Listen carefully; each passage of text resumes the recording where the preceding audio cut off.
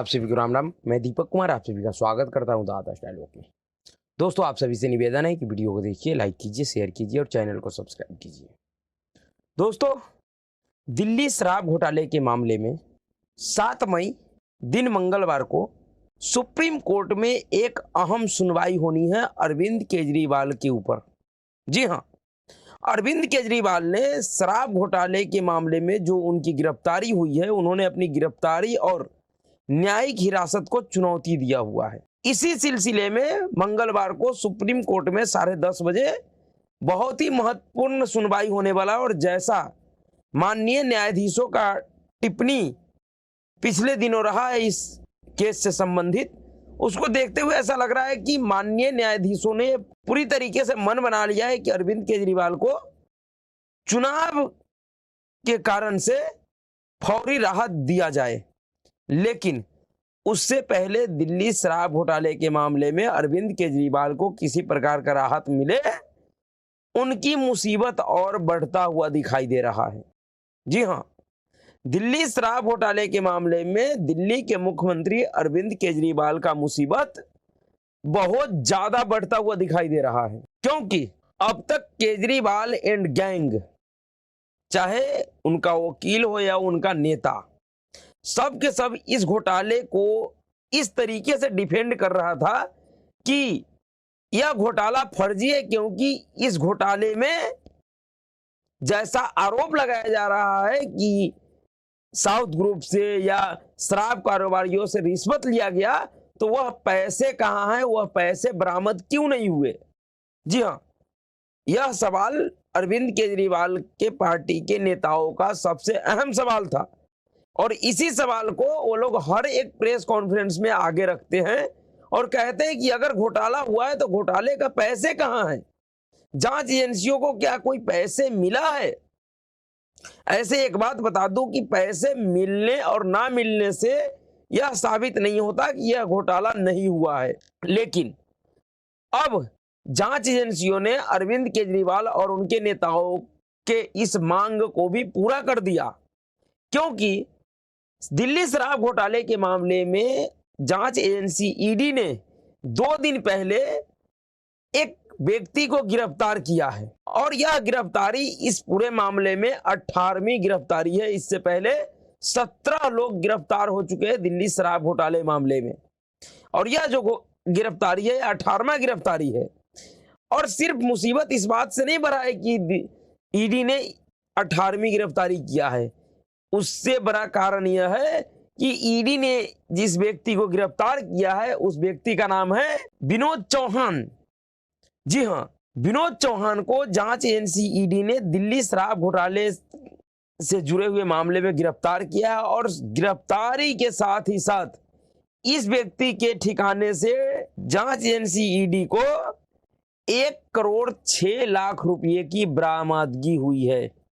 जी हां, और यह बरामदगी इस बात को स्थापित करेगा अदालत में कि इस मामले में रिश्वतखोरी हुई, इस मामले में घोटाला हुआ है और यह जो पैसे है यह उसी घोटाले का बचा हुआ अंश है।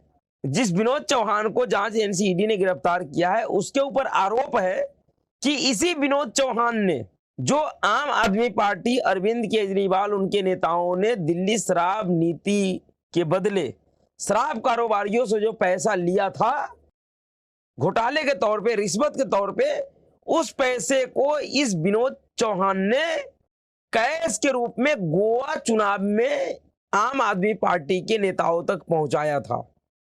जी हां, विनोद चौहान ने उस रिश्वत के पैसे के, उस घोटाले के रकम को जो दिल्ली शराब नीति के बदले आम आदमी पार्टी के नेताओं ने लिया था साउथ ग्रुप से या फिर दिल्ली के कई कारोबारियों से, शराब कारोबारियों से, उन पैसों को इसी विनोद चौहान ने गोवा चुनाव तक पहुंचाया था कैश के रूप में। और वह पैसे गोवा चुनाव में आम आदमी पार्टी के नेताओं ने खर्च किया, चुनाव प्रचार में अपने कार्यकर्ताओं को, अपने लिए काम करने वाले लोगों को आम आदमी पार्टी ने बांटा।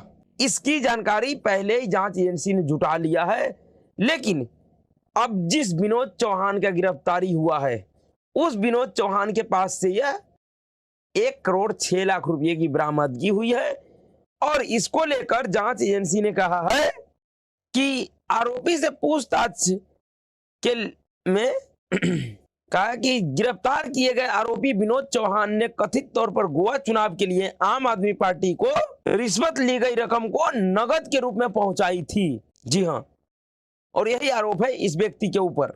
और इस विनोद चौहान को राउज एवेन्यू कोर्ट ने 7 मई तक के लिए ईडी हिरासत में भेज दिया।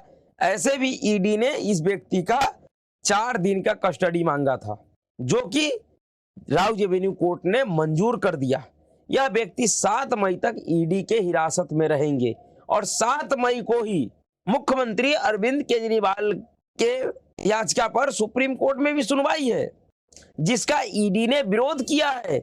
और 7 मई को भी ईडी विरोध करेगा। इतनी आसान नहीं है कि सुप्रीम कोर्ट अरविंद केजरीवाल को चुनाव की वजह से तत्काल राहत देगा।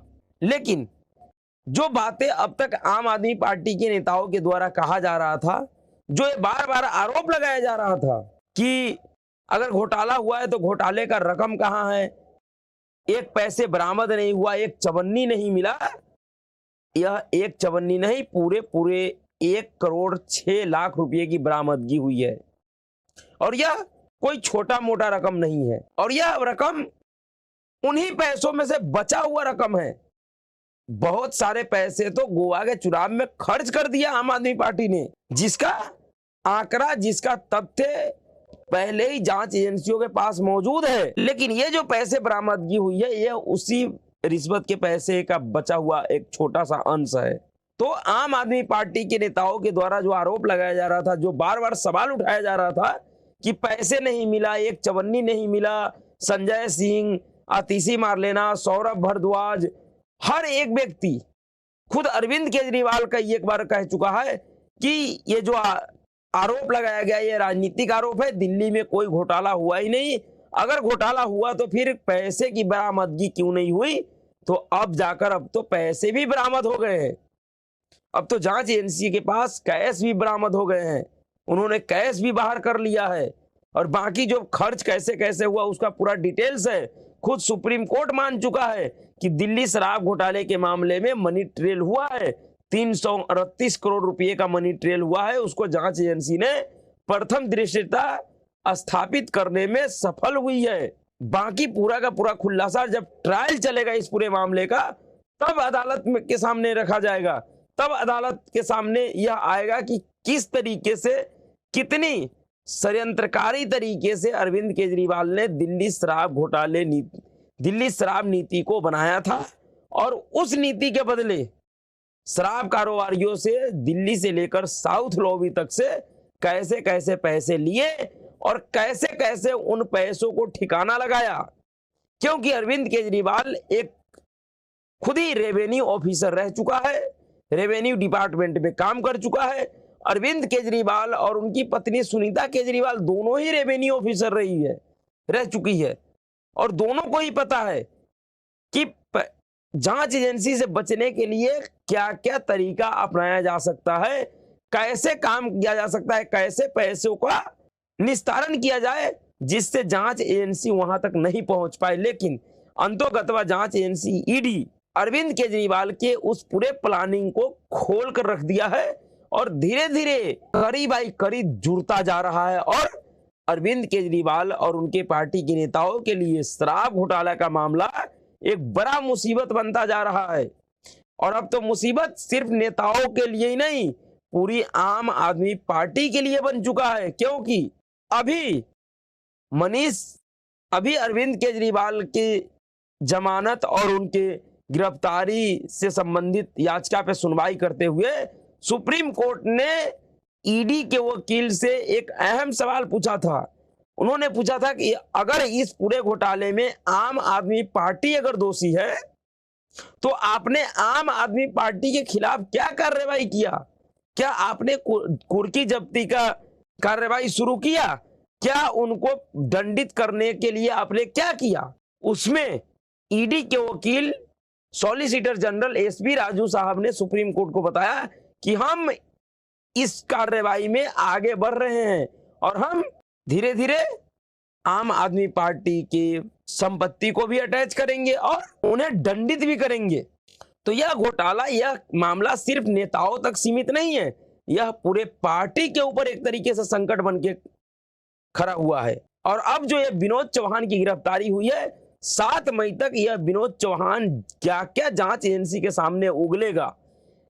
जांच एजेंसी इस विनोद चौहान से जितने भी साक्ष्य जुटा पाएंगे, उन साक्ष्यों को मंगलवार को अरविंद केजरीवाल की गिरफ्तारी और न्यायिक हिरासत को चुनौती वाले याचिका पे सुनवाई के दौरान जरूर रखेंगी। और जांच एजेंसी अदालत को इस बात के लिए पूरी तरीके से कन्विंस करेगी कि क्यों अरविंद केजरीवाल का गिरफ्तारी जरूरी था। और अरविंद केजरीवाल को जो गिरफ्तार किया गया वह पूरी तरीके से नियम और कानूनों को, और अरविंद केजरीवाल की गिरफ्तारी में पूरी तरीके से नियम और कानूनों का पालन किया गया। इसलिए अरविंद केजरीवाल को किसी भी तरीके का कोई राहत नहीं दिया जा सकता है।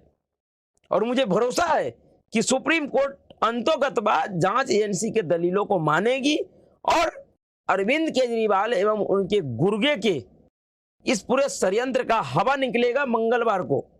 क्योंकि अरविंद केजरीवाल कोई अनोखा व्यक्ति नहीं है जो मुख्यमंत्री रहते हुए गिरफ्तार हुआ है भ्रष्टाचार के मामले में। अरविंद केजरीवाल से पहले भी इस देश में कई एक मुख्यमंत्री पद पे रहते हुए इस तरीके के गंभीर भ्रष्टाचार के मामले में गिरफ्तार हो चुका है, जेल जा चुका है, सजायाफ्ता अपराधी हो चुका है। जिसमें सबसे बड़ा जो चेहरा है वो बिहार के पूर्व मुख्यमंत्री लालू प्रसाद यादव है, जिसको चारा घोटाले के लिए जब गिरफ्तार किया गया था, लालू प्रसाद यादव उस समय सिटिंग मुख्यमंत्री थे। उनके अंदर तो उतनी भी नैतिकता बचा हुआ था कि जब वो गिरफ्तार हुए तो उन्होंने इस्तीफा दे दिया। अरविंद केजरीवाल तो पूरी तरीके से नैतिक रूप से भी गिरे हुए इंसान निकले, उन्होंने तो इस्तीफा देना भी जरूरी नहीं समझा। अभी हाल में झारखंड के मुख्यमंत्री हेमंत सोरेन को भी भ्रष्टाचार के मामले में गिरफ्तार किया गया, उसने भी गिरफ्तारी से पहले इस्तीफा दिया। लेकिन अरविंद केजरीवाल उतना भी नहीं कर पाया। और आजाद भारत के राजनीतिक इतिहास में अरविंद केजरीवाल ऐसे पहले निर्लज्ज और अनैतिक मुख्यमंत्री के रूप में जाने जाएंगे जो गिरफ्तार होने के बावजूद भी मुख्यमंत्री बना हुआ है, जेल के अंदर मुख्यमंत्री बना हुआ है। लेकिन जो षड्यंत्र अरविंद केजरीवाल कर रहा था, जो जिस तरीके का माहौल बनाया जा रहा था, अरविंद केजरीवाल का वो पूरा माहौल, वो पूरा षड्यंत्र धराशायी होता हुआ दिख रहा है। और अब जिस तरीके से इस घोटाले के मामले में पैसों की बरामदगी हुई है, जिस तरीके से ये जो 18वां गुर्गा जो गिरफ्तार हुआ है, यह 18वां गुर्गा ही अरविंद केजरीवाल के पूरे षड्यंत्र का जो ताबूत है उसमें आखिरी कील ठोकेगा। तो अभी के लिए इतना ही। अगर आपको वीडियो अच्छा लगा तो वीडियो को लाइक कीजिएगा, शेयर कीजिएगा और चैनल को सब्सक्राइब कीजिए। नमस्कार।